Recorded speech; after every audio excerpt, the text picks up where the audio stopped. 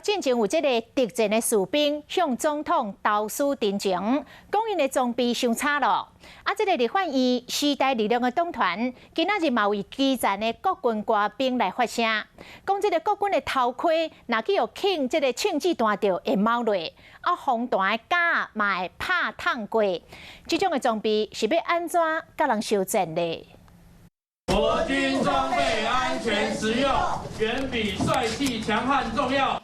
因为立法院时代力量的党团认为讲，国军新的战术头盔、加防弹架等等个人的装备，无都保护士兵的性命。根据这个第一线人员的反应头盔在抗弹后真的会严重的凹陷，头颅也可能会被头盔这个挤压受伤，甚至死亡。防弹背心，国造的5.56穿甲弹，一打就穿。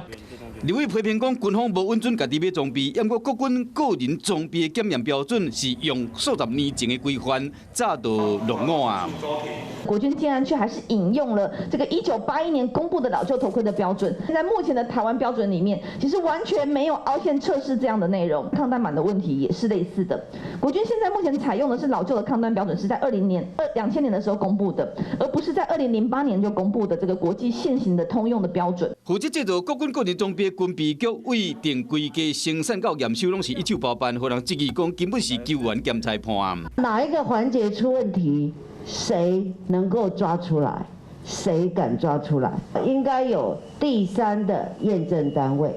好，第三的公正的这个验证单位。面对强烈的质疑甲批评，军方要你了解状况，也未回应。时代力量党团嘛讲未来拍算提案，要求自这军备规格应该比较美军还是北约的标准，才会当甲国际连接。